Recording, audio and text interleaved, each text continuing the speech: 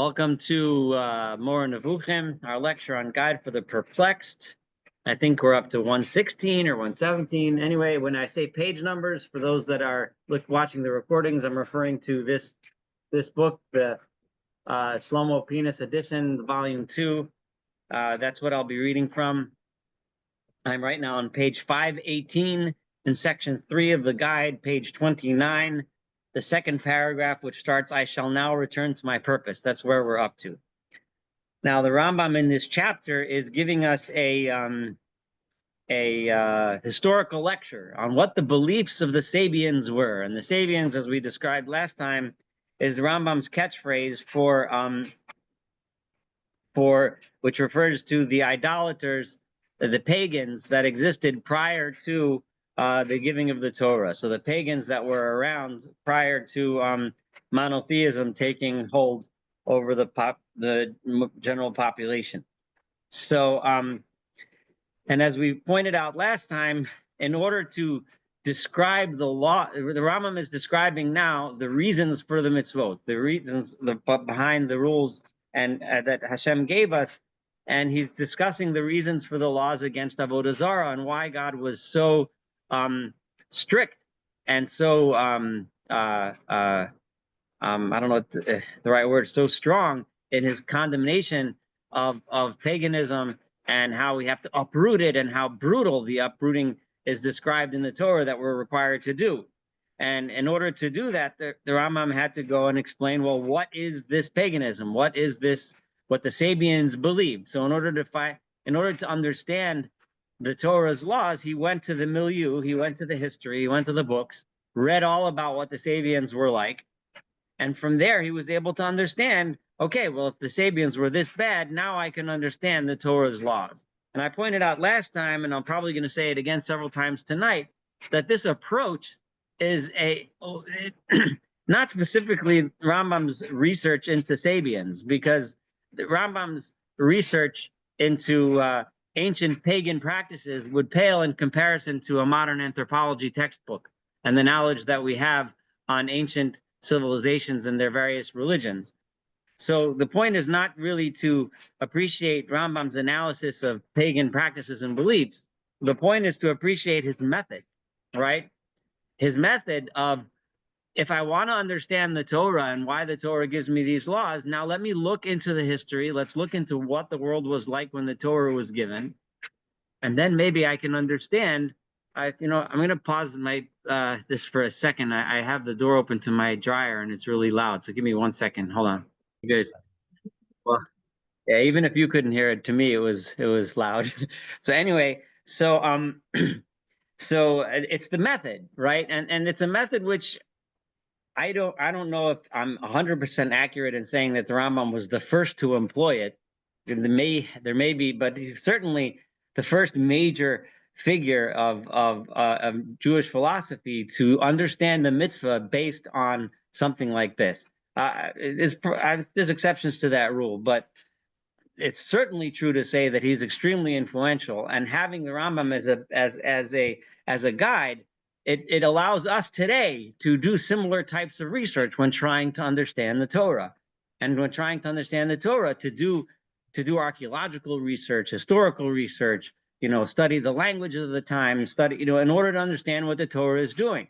And that's really what is important for us to get from this chapter. Although there are a lot of other points which we're going to get to today, that even though his research into paganism was limited to what he had access to, some of the points that he brings out are very relevant and important no matter what. So I shall now return to my purpose. I'm going to read the second paragraph on page 518 and say that the meaning of many of the laws became clear to me, and their causes became known to me through my study of the doctrines, opinions, practices, and cult of the Sabian. This is really saying what I just said. I understood the Torah better when I understood and read about the cults and the practices and doctrines of the Sabians.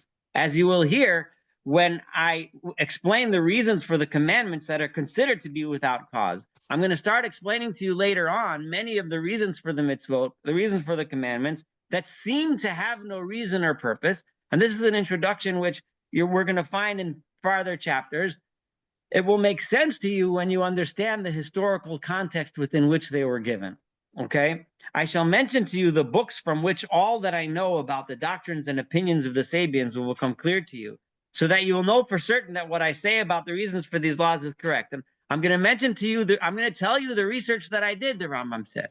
I'm going to give you a reading list of the books that I pulled out of the Cairo library, right, in order to come up with my understanding of the Sabians, right? I didn't just pull this out of my hat. I did the research, and the Rambam is going to quote for us those books shortly. So you can trust me, Rambam is saying. I read the books. I know what it was about. I know what the world was like when the Torah was given. So here we go. The most important book about this subject, this the Rambam quoted before, and I talked a little bit about it last time, so I won't talk too much detail this time, is the Nabatean Agriculture, translated by Ibn Washiyah. Now, I did mention last time, I'll say again, that this Ibn Washiyah wrote it as if it was translated from the ancient Chaldean, right? Which it was actually not. It was invented by him, but it was him writing about what the beliefs of the Sabians were. So when the Rambam read it, at least, he understood this to be a genuine book written by the pre-Islamic Sabians, right? In the future chapter, I shall let you know why the Sabians treated their doctrines and agriculture in the same work. And just the FYI, the agriculture was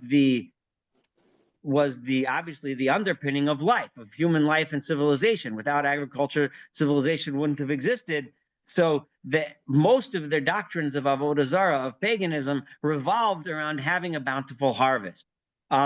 This book is filled with the ravings of the idolaters and with notions to which the souls of the vulgar incline and by which they are captivated, right? So it's full of all kinds of crazy notions, but they're notions which simple people, right, are interested in and get captivated by. What kind of notions? I mean, the actions of talismans. People get captivated by the idea that I can wear a rabbit's foot or something around my neck and have good luck. Or I can use a talisman and somehow achieve something, right? And somehow that protects me. I can, and you can only imagine what the Rambam would have to say about many of those talismans that have percolated into Judaism. And it's no secret that the Rambam was very deeply against those ideas, right? But he understands that common folk want these kind of things. They want to know that I can wear this bracelet and somehow be protected from the evil eye, right? Practices with a view to causing spirits to descend.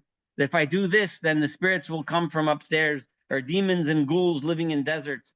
In this book are also included extraordinary ravings laughed at by the intelligent, which are thought to depreciate the manifest miracles through which the people of the earth know that there is a deity governing the people of the earth.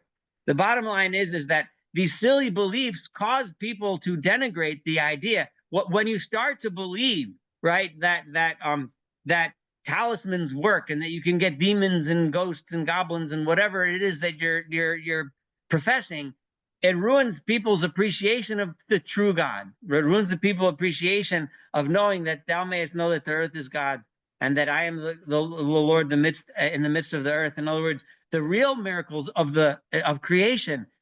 When you think magically, you ruin your ability to appreciate what the world is really like. The incredible beauty and grandeur of the world that is run by God falls apart when you think that magical amulets are somehow ruling the world and that somehow ghosts and goblins and demons can be called up or down by various incantations, right? Accordingly, it is related there about Adam, the first man, that he recounts in his book, that in India there is a tree whose branches, if taken and thrown on the earth, move, crawling as snakes do. And also that there is another tree there whose root has a human form.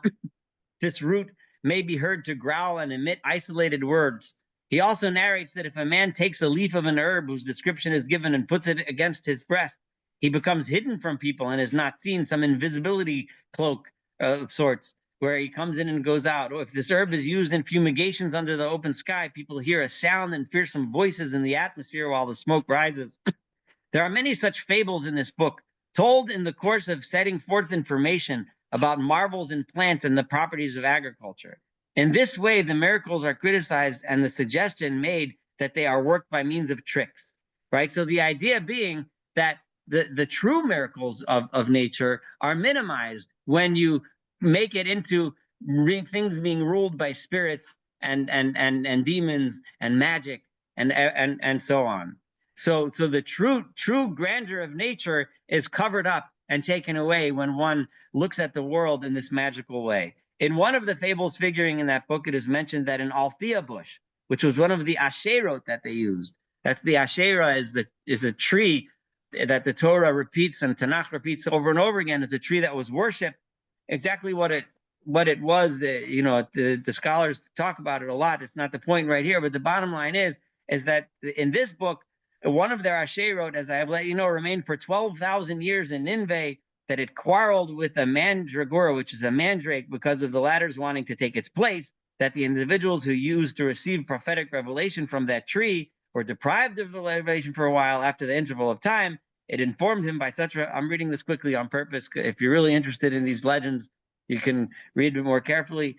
That it had been preoccupied with the quarrel with the mandrake and ordered him to write to the Chaldeans, asking him to judge between them and pronounce which of them was better for or more frequently utilized in their magic. It's a long fable, Rambam says, from which, if you examine it, you may draw inferences concerning the intellect and the sciences of the people of those times, right? The people that believed in those days believed in these magical things, these magical qualities of plants, right? As opposed to appreciating the true nature, right? Such were the sages of Babylon that are referred to in those dark times. For these were the religious beliefs upon which they were brought up. They were raised in a world of magic, of demons, of sorcery, of talismans, ghouls, and spirits, etc. If the belief in the existence of the deity were not generally accepted at present, in the Rambam's time, by that time, monotheism was accepted. If that belief was not to such an extent in religious communities, our days in these times would be even darker than that epoch. Had we continued along that path, it would have gotten worse and worse and worse, right? However, their darkness is of different kinds, right? I am, however, returning to our subject. So go look there if you want to read about all this stuff. But that's the kind of milieu, that's the kind of world it was in those days. That's what they believed. In that book, it is related that in an individual from among the prophets of idolatry, a prophet named Tammuz, right? Tammuz, we're familiar with as the name of the fourth month in the Hebrew calendar. The Torah never uses that term, right? The Torah talks about the months in numbers. We inherited these months from the Persians, and many of them are originally idolatrous names. Called upon a king to worship the 7 planets and the 12 signs of the zodiac. Rambam is slowly zeroing in on a point here. Before, he was just trying to impress us with the craziness of the ideas. But now, he's zeroing in on something, right? This prophet was talking about, it was teaching that we need to worship the stars and the constellations. Thereupon the king killed him in an abominable manner. It is narrated that on the night of his death, all the statues from the various countries of the earth assembled in the temple of Babylon near the great golden statue, which was the statue of the sun. This statue was suspended between heaven and earth, and it came to a stop in the middle of the temple while all the other statues surrounded it. Then it began to eulogize, the statue began to eulogize Tammuz the prophet and to relate what had happened to him. By the way, I turned to page 520 now, in case I forgot to mention. And lamented during the whole of the night. In the morning, however, the statues flew away and returned to their temples in the various countries of the earth. And this became an enduring traditional custom to lament and weep over Tammuz on the first day of the month of Tammuz. The women weep over him and eulogize him. Consider then and understand and see what were the opinions of the people in those times. For this story of Tammuz is a very ancient one among the Sabians. And from this book, you will understand most of the ravings, practices, and festivals of the Sabians. So if you want to read that book, you'll get a really good understanding of what their pagan practices were like. The key point there, and he's going to come back to it soon, is Tammuz teaching the worship of the sun and the stars and the constellations, right? That by worshiping the sun and the stars, through worshiping the idols that represent them, one will bring goodness upon the earth. And if you don't worship the stars as Tammuz taught us to do, Tammuz, that prophet of the idols, taught them to do, then you will suffer, right? Then agriculture will suffer. That's the key. Rambam is going to come back to that in a minute. That's why he brought that story. As for the story they tell about Adam and the serpent and the tree of knowledge of good and evil, now I just started the second paragraph on 520, a story that also alludes to unusual clothing. Now, I think the Rambam is deliberately picking notions that have origins in the story of Bereshit, of Genesis, the clothing that God gave Adam and Eve after they ate from the tree of knowledge, right? The tree of knowledge of good and evil, the serpent, right? Take great care not to be confused in your intellect. Now, I want you to listen real carefully to this paragraph because this is a very, very important one, okay? Don't be careful not to be confused in such a way as to have the notion that what they say is a thing that has ever happened to Adam or to someone else. Don't think that their stories in their books is something that ever actually happened. Now, remember, a lot of what they say in these stories is what we actually find in Genesis. Hold that thought for a minute, okay? For it is by no means a story concerning something real. The story that they quote that incorporates parts of Genesis is not talking about anything real. With very little reflection, it will become clear to you that all they set forth in this fable is absurd, and that it is a story that they put out after the promulgation of the Torah. They heard the Torah, and they reiterated that story. For when the Torah had become generally known among the religious communities, and they heard the external meaning of the account of the beginning, and they read the external meaning of Bereshit, right? Taking the whole of it according to its external meaning, they concocted the story in order that inexperienced people should listen to it and be so deceived as to think that the world is eternal and that the story described in the Torah happened the way they tell it, right? In other words, right, taking Bereshit literally, taking Genesis literally is exactly what the idol worshippers did, which was their mistake. And I want to remind you, lest you think that this isn't what the Rambam means. Remember what he said in part 2, chapter 29, and I'm going to read it to you again. And this is very important because the Rambam is reiterating this there. The Rambam not only says in 229 that I'm about to read to you, this is at the bottom of 346 if you have it in front of you, right? Not everything mentioned in the Torah concerning the account of the beginning is to be taken in its external sense, as the simple people imagine. For if the matter were such, the men of knowledge would not have been chary of divulging knowledge regarding to it, and so on. He says, for the external sense of these texts leads either to a grave corruption of the imagination. If you take Bereshit Genesis literally, it leads to a grave corruption of the imagination and to giving vent to evil opinions with regard to the deity, or to an absolute denial of the action of the deity, or to disbelief in the foundations of the Torah. Taking Bereshit as a literal story according to the Rambam, and he says it explicitly there, and he expounds on it over here, leads one to corrupt beliefs and eventually will lead you away from believing in God. Now let that sink in for a moment. I don't know how many times you may have been told that Bereshit, some people that read Bereshit as a literal story of the Rambam, not just says that you don't have to take it literally, but adamantly insists that if you do take it literally, then you're guilty of what the idolaters are doing, right? The Torah does not mean to say a story that is meant to be taken literally.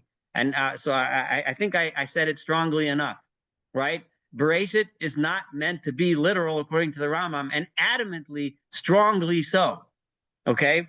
So as you have, even though a man like you does not have to have his attention drawn to this point, someone like you reading this book, you should know this already, right? Shouldn't even have to point this out to you, right? As you have already acquired such sciences, you have learned enough wisdom, enough science to know as will prevent your mind from becoming attached to the fables of the Sabians and the ravings of the Chastians and the Chaldeans, who are devoid of all science that is truly a science. They're devoid of any real knowledge. They're stuck in these fantasies and nonsense, right? I have warned against this in order to safeguard others, for the multitude frequently inclined to regarding fables as the truth. People, the simple public often looks at fables and assume that they're telling true stories, okay? Among these books, there is also the book, and then remember, he promised us that he was going to tell us about all the books that he read, so we know that he's well read on the subject of paganism. Don't think that I'm blasting paganism because I don't know about it. I know about it, the Rambam told us, right? Among those books is also the book of Alus Machos, whatever, that is ascribed to Aristotle, but he cannot have written it. Other books tell us about, these are all books, some of which are actually still extant. Also books concerning talismans, like the book of Tumtum.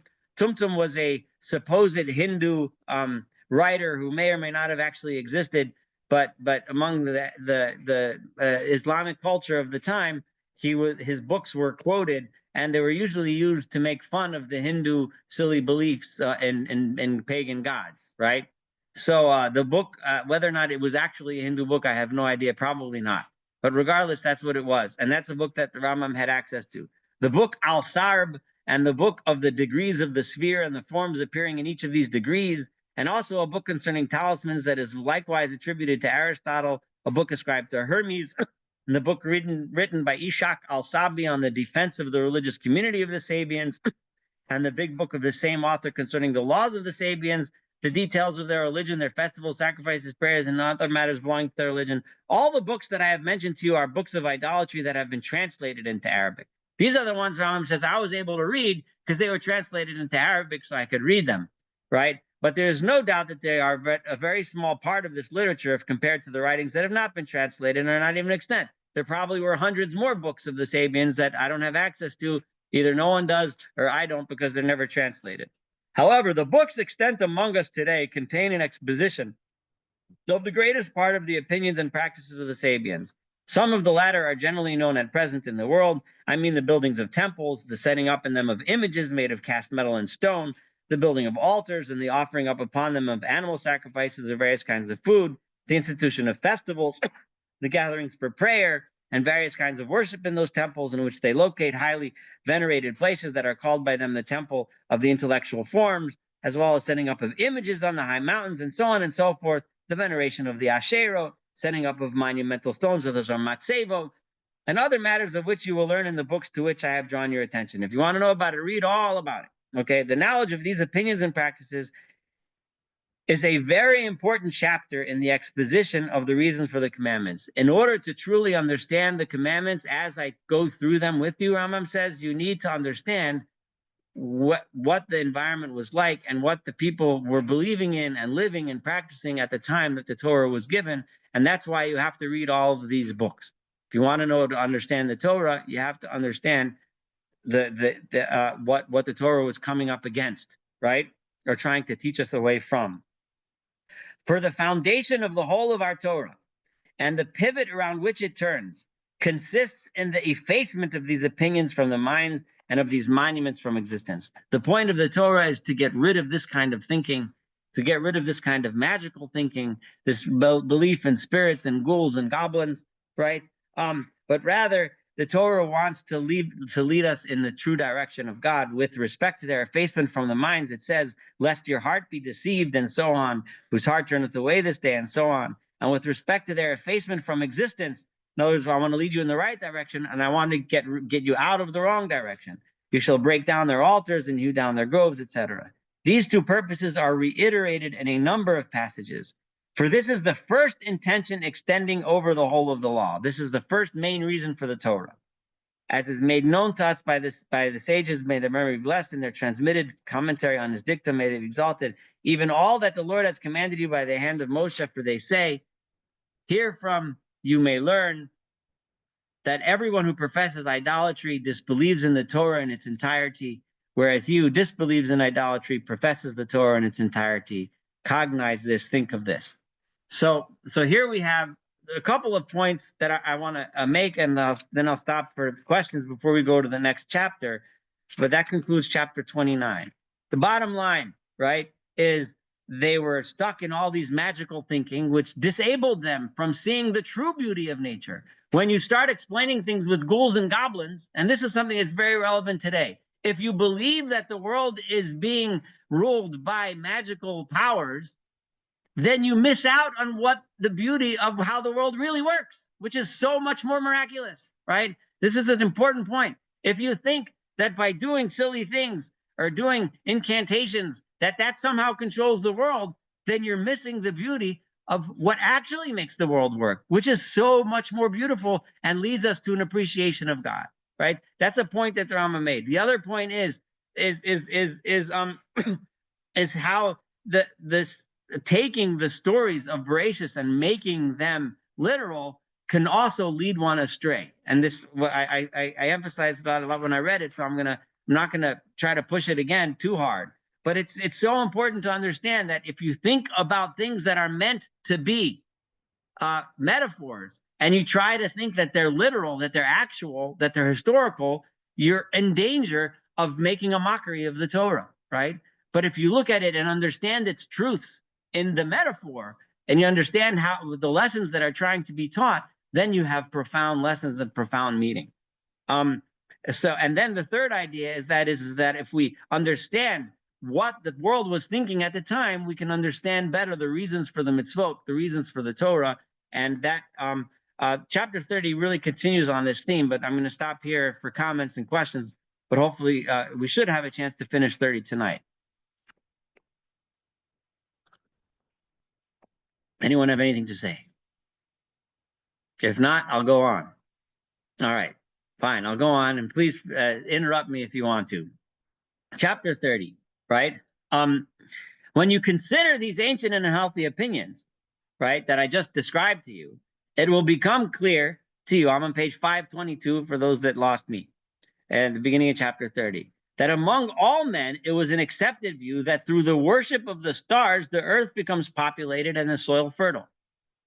Now, think about that for a minute. That it's through worship of stars that we get what we need, which is a fertile land so we can grow food and have food to eat, right?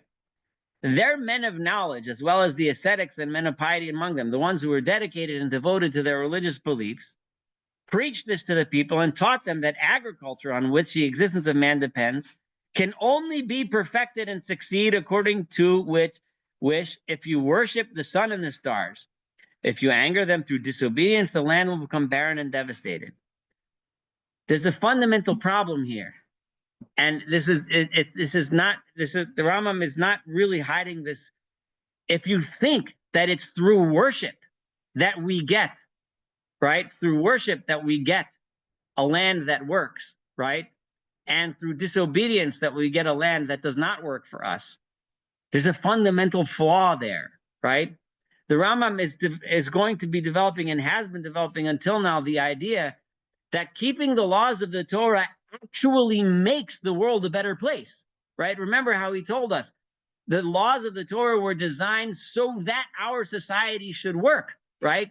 So that there should be charity, that there should be honesty, and thus result in people that have food to eat and people that get along with each other and people that are healthy, right?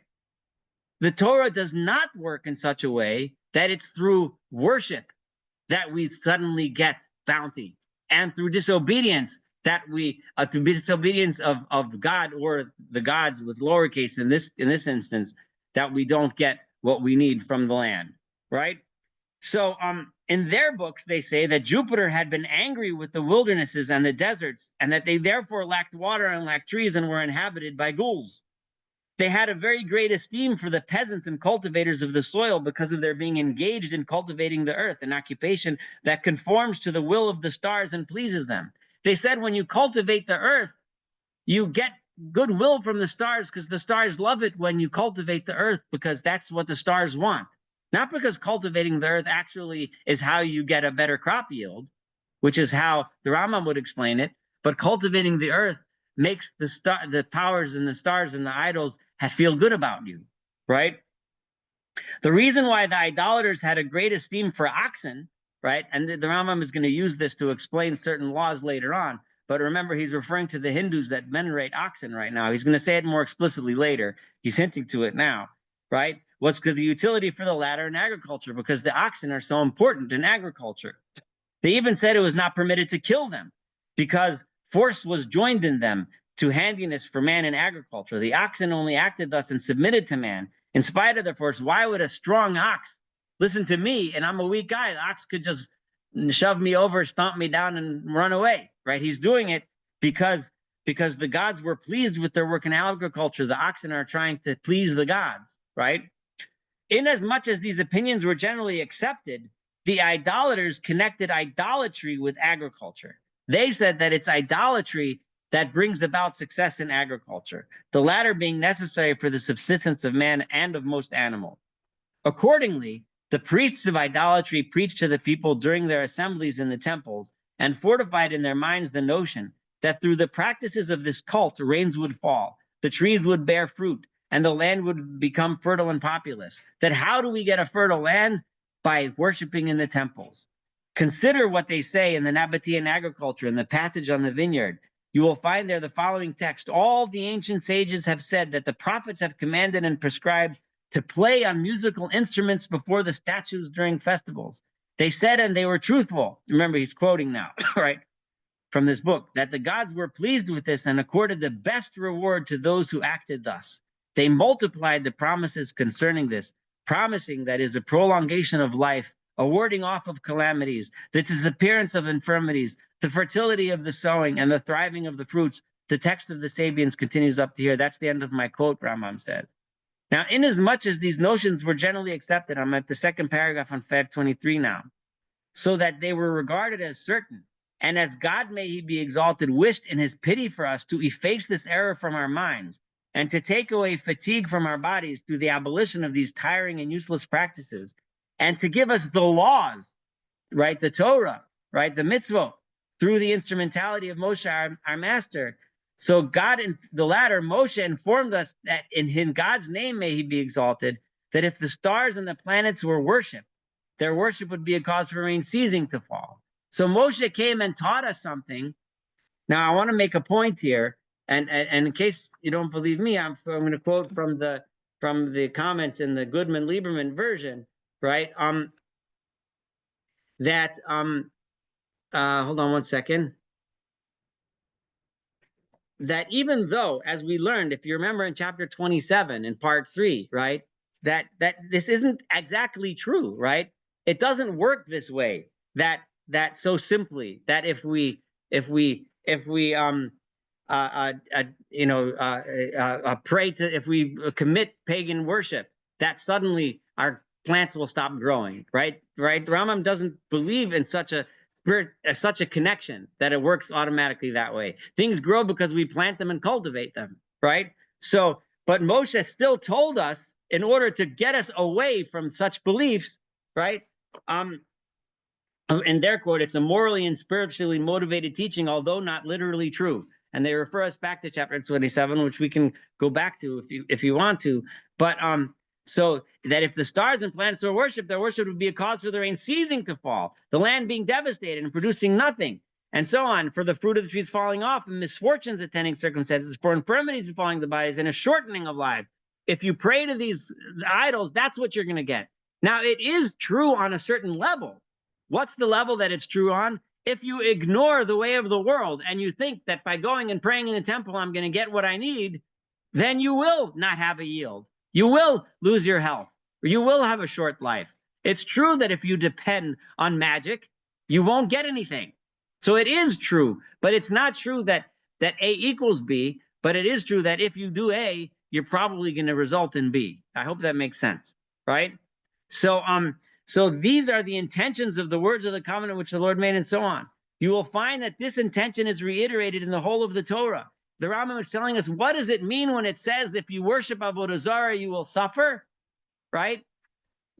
God, Moshe is telling us that when it's the Torah. The other prophets tell us that throughout Tanakh. What they're telling us is, if you waste your time on this nonsense, you're going to be hungry, right? Because it's nonsense. I mean that it is a necessary consequence of the worship of the stars that rains will cease to fall, that land will be devastated, circumstances will become bad, that the bodies will suffer from diseases, and that lives will be short. Whereas a necessary consequence of the abandonment of their worship and the adoption of the worship of God. But if you abandon their worship and you follow and do what God said to do, right? Then you will have rainfall, fertility of land, good circumstances, health of the body, and length of the life. This is the contrary of what was preached by the idolaters to the people in order that they worship idols, right?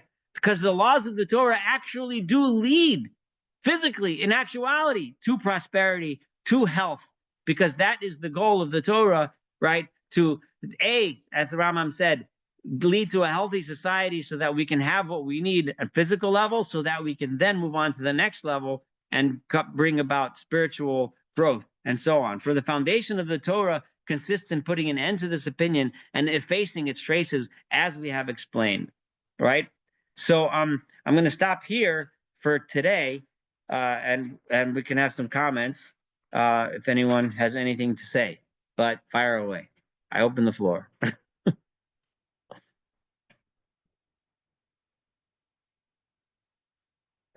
Nothing. It's just too much. All right. The Sabians must have been around, what, 1,000 years? I mean, a long civilization for a long time. So how can we say with this kind of certainty that what they were doing was counterproductive? Because they had a long, the Egyptians too, they were idolaters. They lasted 2,000 years. I don't know. I don't know. I don't know. Okay. I mean, you know, it's they obviously didn't starve all the time because they survived for a long time, so they must have had some success. Yeah. We only have 79 seconds left according to the Doomsday Clock. So. Oh yeah. That's but the you know, there's so much here. There's really a lot here, and as we continue, I mean, we could start 31 if you guys want.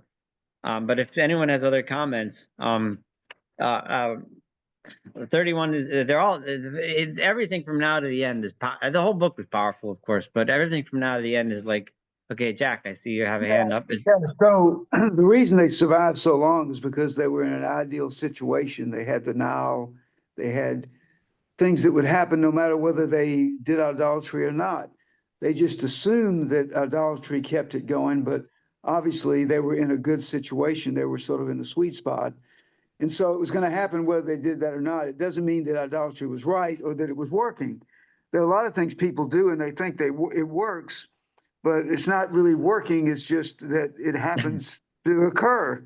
And so I think that's how they did it for so long. And then when something bad happened, they obviously felt that they must have not prayed to Jupiter right or something. So you know, that's sort of the way. And so then they sacrificed a human or something to appease the god or whatever. I mean, that's sort of the way they survive like that and fool people. And like you just said, the common folk many times would just, you know, take that as gospel, and they look to these people who led them to, you know, with false images of what was going on, whether they knew it or not. I don't know if the people that led these situations actually believed in this pagan stuff, or if they just did it to control the population. But nonetheless, I think that is part of what explains that. But my question is about the literal interpretation of the stories of the Bible, and how much, I mean, what do you think? I mean, I know what Rambam thinks, but if you add what Rambam thinks with the general feeling of Judaism as a whole, I mean, where are we now with that? That's a pretty big question. It really depends on who you ask. There's a very broad range of ways to understand it. My easiest way to answer that question is to avoid the question and say, right now we're learning Rambam. See, yeah, right. So okay. It's important. Rambam is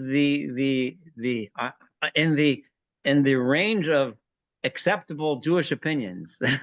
Yeah. The Rambam is the far left when it comes to this issue, right? Yeah. You know, right. and that's the way it is. And if people to the right of him want to disagree, they have absolutely the right to do so, and they do so, right? But I want to make it very clear that no one should deny what the Rambam's opinion was. I've said this many times. What upsets me is not when I hear people promoting opinions that are to the right of the Rambam or more literalistic interpretations. That's cool. That's totally fine. You can do that and you can go with it, and that's fine.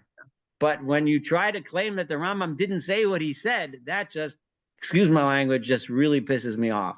You know, because when the Rambam writes what he writes, he gives people to this day who have a more scientifically oriented mind and a more philosophically oriented mind. He gives us grounding in the Torah. You know, I can now open a Chumash and seriously learn it as truth, right? But realize that when there's a story of a talking serpent, right, and a tree of knowledge, that it's not recounting actual historical events. That to me opens it up the story in a tremendous way. Now I could sit and read it and I could learn all kinds of lessons from it. But if you Right, start trying to exactly. tell me that this actually happened, right, the way it's described literally in the words, it leads me, like the Rambam says, to crazy beliefs. So to me, the Rambam to this day gives any person who wants to remain faithful, who believes in the truth of the Torah, it allows us to open this book and read it and find truth, right? Even if we look at stories that clearly aren't historic. Does that make sense? You know? Yeah, I mean, when I was a child, I remember the first time, or the most recent recollection as a child of hearing Genesis and trying to really understand it, and the talking serpent and all these things. And I kept Mhm. saying that I felt uncomfortable with that because it just sounded like, fables and things that I'd read, Right, from, Aesop's fables and things that I'd read right. in other literatures. And I was saying, but this is what I'm believing and supposed to believe, and this is my religion, but I just don't feel comfortable with that. I've always had this uncomfortable feeling about it. So when I hear Rambam expound on it, I don't feel quite as bad about my feelings about it, if you know what I'm Yeah, saying. all of a sudden you can say, okay, it does sound very similar to these fables. The difference is that these have true lessons to teach. That doesn't mean that some of Aesop's fables don't also have true lessons to teach. They also Exactly. do, Yeah, right? yeah, exactly. Yeah. Just because they're not in the Torah doesn't mean they're not saying things that are true, right? But the Torah is teaching us things that are true. And now when we go back and look at the stories of Bereshit, which we're not doing together right now, but maybe one day we'll learn Bereshit together. The Rambam touched on it way back in the beginning of the book. All of it, you see a lot to learn from the stories, a lot to learn, and those are absolutely true lessons that the Torah is teaching us. Yeah. And but it's not teaching us about talking snakes. You know, there's why did it choose a snake? Why did it? There's tons of things we can learn from. Every word we can learn from. Yeah. So and so there's nothing to be uncomfortable anymore. In that sense, it's exactly like Aesop's fables. Lahavdil, in that sense, right? It's a Right. Yeah. story. The sour grape story. I had a book of Aesop's fables when I was a kid too, and I still think Yeah. about the sour grapes. You know, Yeah. and it's a real lesson. It's a lesson about true human nature. It's stuff we can learn from, even though it's a talking fox or whatever. I think it was a fox in the grape story, but Yeah. It whatever was. it Yeah. was. Yeah. um, yeah, and any yeah, I guess, I mean, if there's no other comments, we could start 31, but it's short, but we may not finish it. Uh, so 31. So the Rambam has reiterated many times already his assertion that every mitzvah has a reason, right? Remember, we talked about this too, that there's a school of thought that says no, you keep the mitzvot because God told you to keep the mitzvot, right? Whether you understand it or not. In fact, we shouldn't even look for the reason. You should do it because God told you.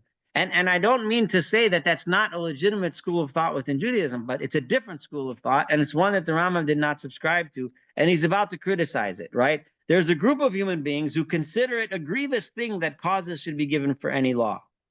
What would please them most is that the intellect would not find a meaning for the commandments and prohibitions, right? They think that it's better not to find why the Torah told us to do something. It's better if I just told you the Torah told you to do it because it told you to do it, and that's it, right? God said, it's God's will. He wants you to do that. What compels them to feel thus? Why is it? The Rambam, it's so far from his imagination that this could be correct mode of thought that he has to come up with a psychological explanation as to why people think this way. What compels them is a sickness that they find in their souls. It's a sickness to which they are unable to give utterance. They don't even understand what's psychologically wrong with themselves, the Rambam says, to which they cannot furnish a satisfactory account. They can't even explain what's wrong, but there's something wrong in their hearts. For they think that if those laws were useful in this existence and had been given to us for this or that reason, If this mitzvah had a use in existence, meaning a use on this world, an actual practical use, right? Right? And this is the reason why this law was given. It would be as if they derived from the reflection and the understanding of some intelligent being. They think, well, if that's the case, right, then it must be that somebody must have thought of this and must have said that it has to be this way. If, however, there is a thing for which the intellect could not find any meaning at all, and that does not lead to something useful, it indubitably derives from God, right? In other words, they think that if you're going to tell me this is the reason and that's why we do it, it must be a person, some smart guy thought of it, right? But if we can't understand the reason, then it has to be from God, right? Because God is something that we can't understand. So if we can't understand it, then it must be from God. For the reflection of man would not lead to such a thing. No man would come up with a mitzvah like shatnez, for example, of mixing wool and linen, right? It is as if, according to these people of weak intellects, that man were more perfect than his maker. What they're thinking is that if we give a reason for it, we're somehow denigrating this mitzvah, right? Because we're making it logical, and logic is something that humans have. God is beyond logic. I see a hand going up. Yeah, could I? Rabbi Steinsaltz has said a number of times in his writings that if I could understand why there was, if you will, a reason for this, Right. It is a God that's not worth knowing. And that's exactly what the Rambam disagrees with. Yeah, I know. That's right. That's exactly what the Rambam is disagreeing with right now, right? In other words, remember, the Rambam holds reason as the height of everything, right? Making sense of everything is the point, right? Exactly. So understanding something doesn't denigrate it. It doesn't humanize it. If anything, it gets it closer to godly, right? So it is as if, according to people, men were more perfect, for man speaks and acts in a manner that leads to some intended end, whereas the deity does not act thus, but commands us to do things that are not useful to us and forbids us to do things that are not harmful to us. But he is far exalted above this, right? That's what they think. The contrary is the case. The whole purpose consisting in what is useful for us, as we have explained on the basis of his dictum, for our good always, that he might preserve us alive as it is to this day, right? It says, which shall hear all these statutes, the chukim, and say, surely this great community is a wise, right? Right? Thus, it states explicitly that even all the statutes will show to all the nations that they have been given with wisdom and understanding, right? That the point of keeping the Torah is that, actually, in my podcast today, I just read the story of the Queen of Sheba. If I can pull it up for a second, it might be worth reading, because and many commentators, among someone, a commentator on a person who teaches Tanakh, named from Israel, from Gush Etzion, Menachem Liebtag, mentioned this in one of his lectures, and I quoted him that the Queen of Sheba story is pretty much the height of Tanakh. Well, why is that? I'm going to read it to you. Give me 1 second. And this is really exactly the Rambam's point. I just have to pull it up so that I quote it right.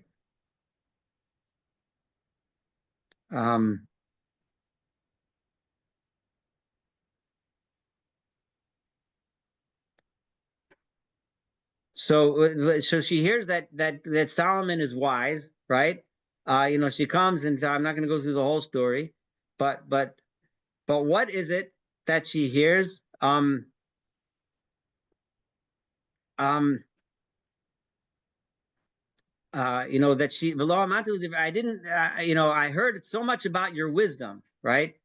And she says, no, your God should be blessed, that he desired you to place you as the king over these people.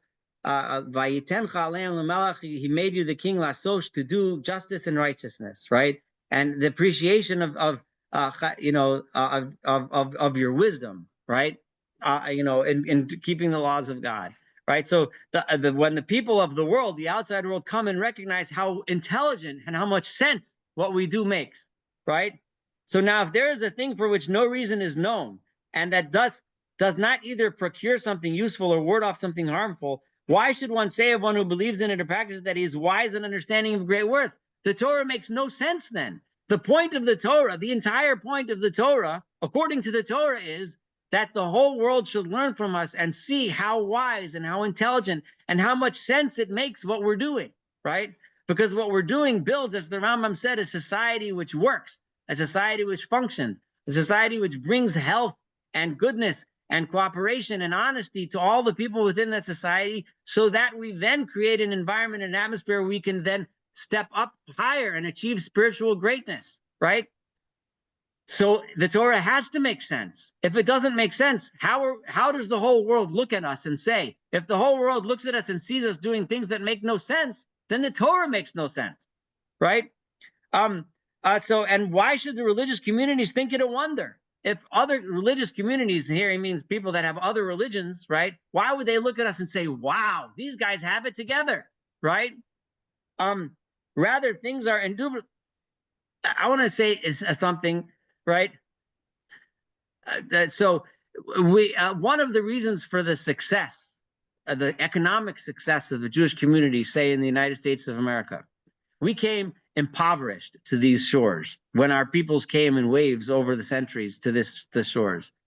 Communities set up organizations which gave out free loans. What Jewish community didn't have a Hebrew free loan society, right? Who didn't have a society where we had a shul where you can come, a place, you can stay here, you can stay there until you get yourself on your feet. I'll lend you a peddler cart so you can sell tchotchkes until you get yourselves on your feet, right? Later on, we had organizations, immigrant aid societies, which helped people find communities to live in, to settle in, right?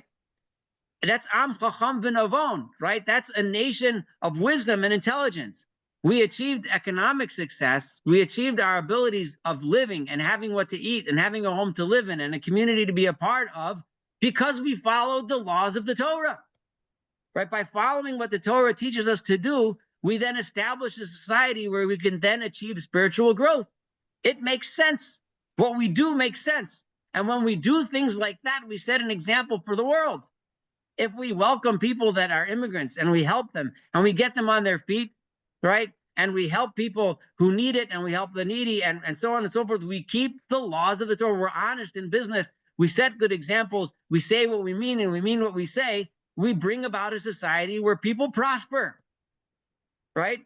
It just makes sense. It's reasonable. It's logical. It makes sense. And then people learn from us how they're supposed to act, right? Then other communities say, that is a smart and intelligent nation that I can be like, right? Rather, things are indubitably, as we have mentioned, every commandment from among these 613 commandments exists, either with a view to communicating a correct opinion, either it's coming to get rid of some silly thoughts like the silly magical and superstitious thoughts that we were talking about before, or putting an end to an unhealthy opinion, right? Or it's coming to get rid of silly ideas, right? No, either to instill in us good ones, or communicating a rule of justice or warding off an injustice. Every single rule of the Torah applies, fits in that one of those categories that I just mentioned, period. Or to endowing men with a noble moral quality or warning them against an evil moral quality. Thus, all the commandments are bound up with three things: opinions, moral qualities, and political civic actions. So the Rambam says every single one of the 613 mitzvos makes sense on a moral and ethical and just level, and a level of truth, right? Now, that's a very tall order, right? He's going to have to back that up with many chapters explaining how every mitzvah fits this. But the idea the Rambam is extremely emphatic about, and he lays it down right here, right? We do not count speeches as one of these things, since the speeches that the law enjoins or forbids belong in part to the class of civic actions, and in part are meant to cause opinions, and in part are meant to cause moral qualities. Therefore, we have limited ourselves here in giving reasons for every law to these three classes. Every single mitzvah that I'm going to explain will fit one of these categories, right? It either teaches us a proper opinion or gets rid of a bad one, right? It teaches us how to develop a society, right, of political and social justice. Or three, right, it teaches a moral quality that's good, or keeps us away from a bad moral quality. So this is how, this is chapter 31, and Rambam kind of lays out his rules. And this, according to the Rambam, is what it's all about. This is the bottom line of the Torah, according to the Rambam. Now we'll see. We'll see whether he achieves what he sets out to achieve as we studied it together. But he certainly believed this very strongly. We went through so many powerful things tonight. It was quite a powerful night. But I guess I'm glad we covered more ground than I expected to. But that's, I guess, a good thing. Any comments before we wrap it up? Is he gonna cover 613 commandments? So No, not 613, but he's enough that you'll get the idea. okay. You know, if I check the ones he doesn't discuss, nothing about this book is ever exhaustive, and the Rambam told us that a million times. He gives ideas and gives us ways to think, shows us how to approach and examples. But it's not an exhaustive book. He leaves most of the work for you to do on your own, so that when you learn Tanakh, you look at a pasuk. He's not going to give you the metaphorical explanation of every single non-historical story in Tanakh, but he gives you permission to think about it that way and tells you that that's how you're supposed to think about it, right? And the same thing with the mitzvot. He won't go through every single one, but he'll give you the instructions on how to look at it. All right. Okay, so this is a pretty strong night here tonight. Thanks for hanging in there this whole time, and looking forward to next week. All right, have a wonderful weekend, a wonderful Shabbos, and thank you so much for participating. thank you. Thank you, Saul. Right. Thank Thanks, you. Saul. Be well. Thanks, Thanks Saul. all. Thanks. All right.